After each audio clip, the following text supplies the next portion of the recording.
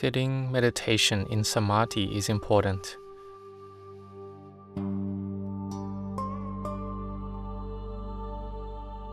Samādhi is firm concentration, but if it is the type that is developing firm concentration solely to find happiness in jhana, mental absorptions, of the form and formless jhanas, then this existed before the Buddha's time. There were those who wanted freedom from suffering, and they thought that this Samādhi would lead the mind to not suffer. Because Samādhi is evading and escaping from sense objects. When we have the sense organs of the eye, ear, nose, tongue, body and mind, then we receive sense impressions of forms, sounds, odors, tastes, tactile sensations and mind objects. And we take it as a self. The sense of self arises instantly in this experience, and we have happiness and suffering following.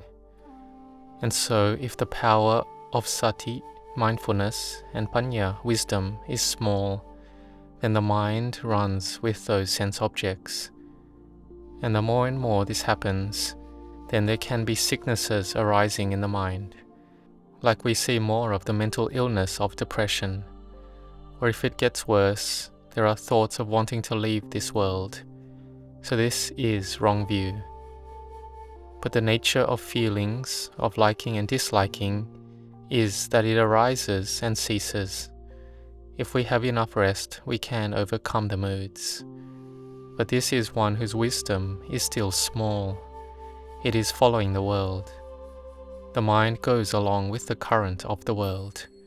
So here we are training in Samādhi, which is Samma Samādhi, right concentration. It is not Samādhi of the type where we are trying to escape from sense objects. Samma Samādhi is imbued with benefit so that wisdom arises. The Buddha, before he became the Buddha, he first trained in Samādhi, but it was a Samādhi to go deeper into jhana. He thought that to take jhana to the highest, that he would be able to become free from suffering. But he found that however high it got, the avijja, ignorance, was still in the heart. There was still a sense of self. So the Buddha knew this. He then practiced by torturing his body. And when he tortured the body, he didn't enter jhana, but he was imbued with the strength of jhana. He looked at the painful feelings. They thought that by seeing into painful feelings, then one could attain true happiness. But it couldn't be known like that. So he developed Samādhi by being aware of the in and out breath, which he had done when he was 7 years old, when his father was leading the ploughing festival. And practicing this Samādhi was amazing, that he could have jnana, knowledge, arise. He could remember past lives.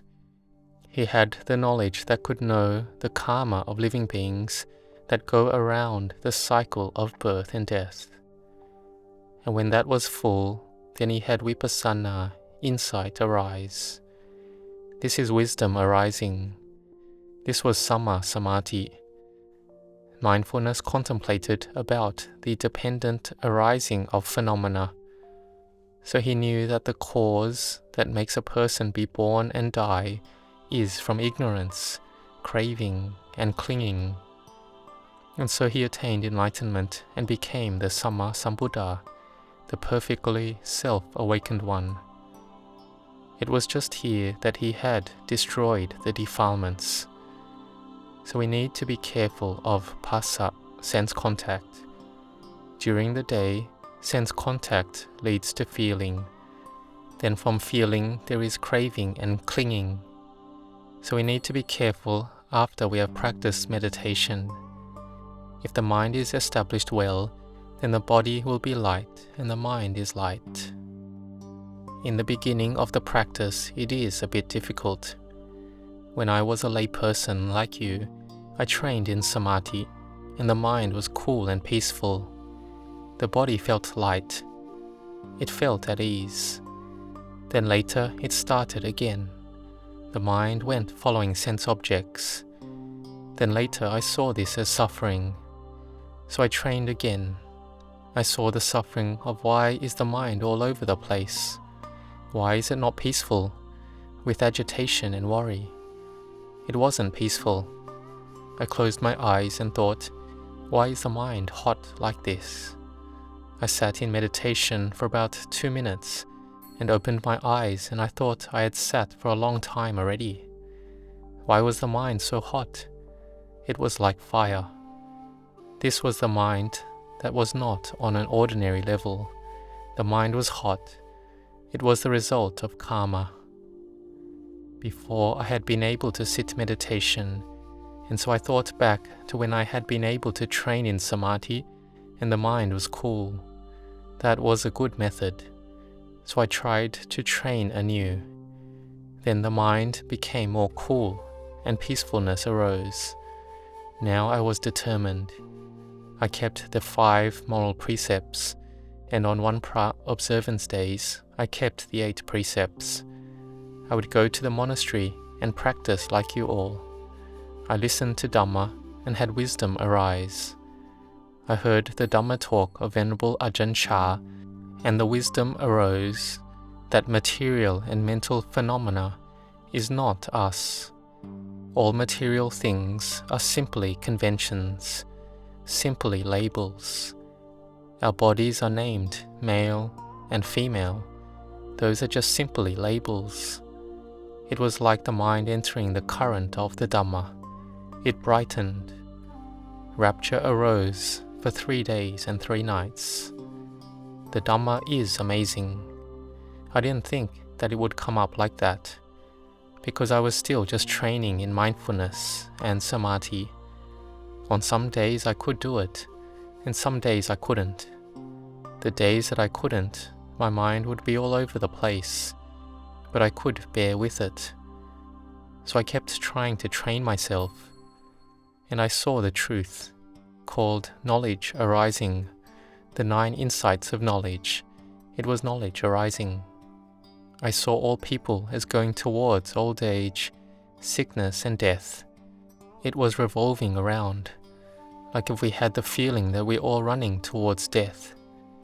It would happen soon to everyone. Then we will bring that contemplation within. Life is just this much left.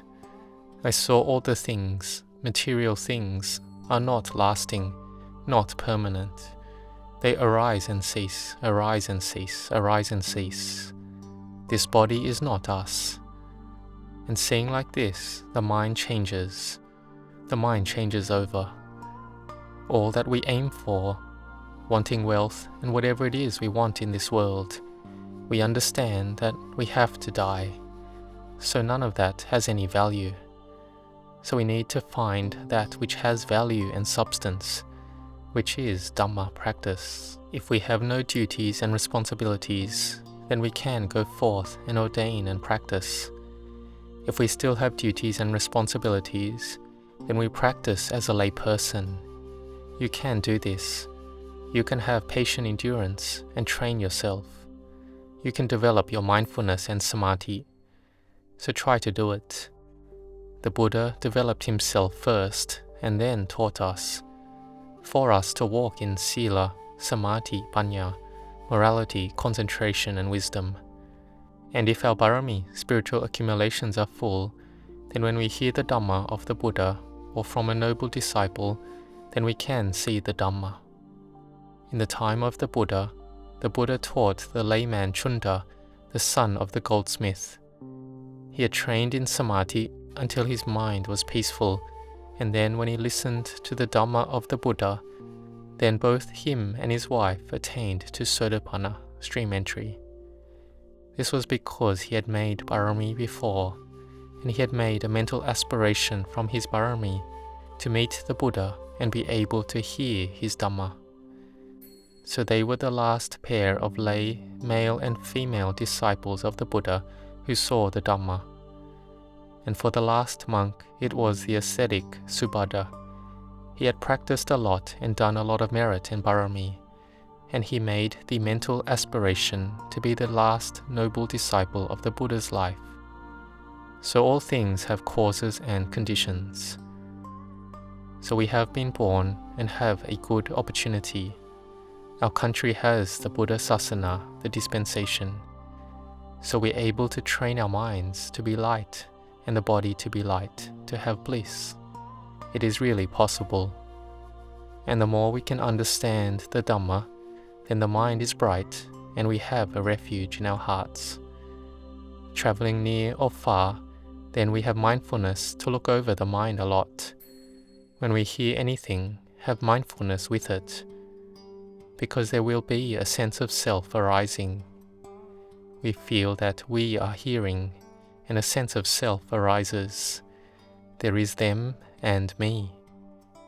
The eye sees a form, and we feel that there is me and them. Like we see the hall, and we feel that there is a hall. This hall is small or big. When there is a hall, then it shows there is a person who sees the hall. That is our self already arising. We contemplate that it's not there.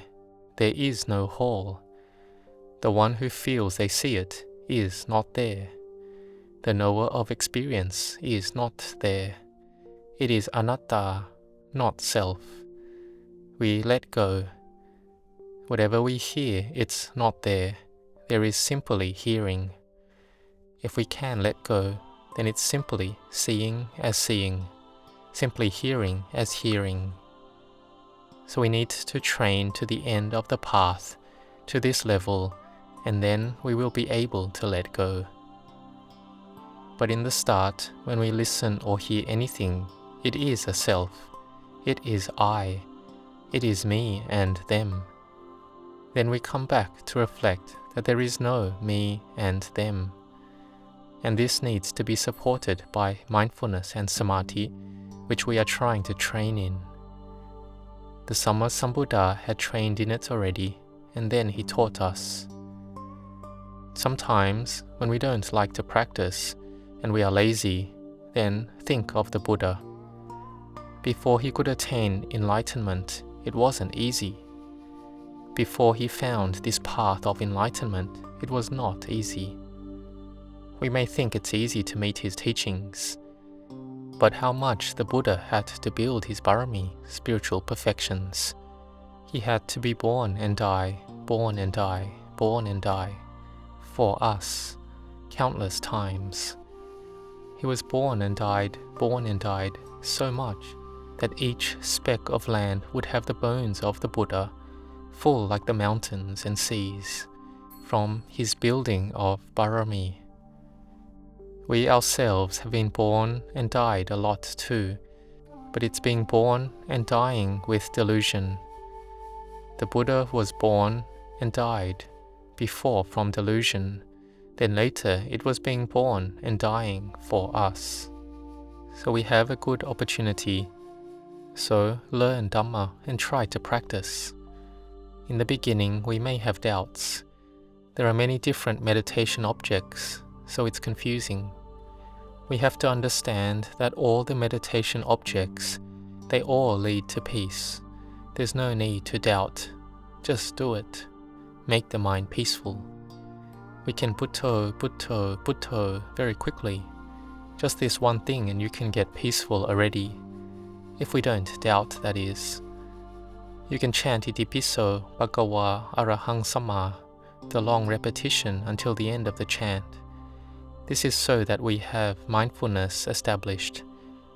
Then later it can shorten to just Butto, Dhammo, Sangho.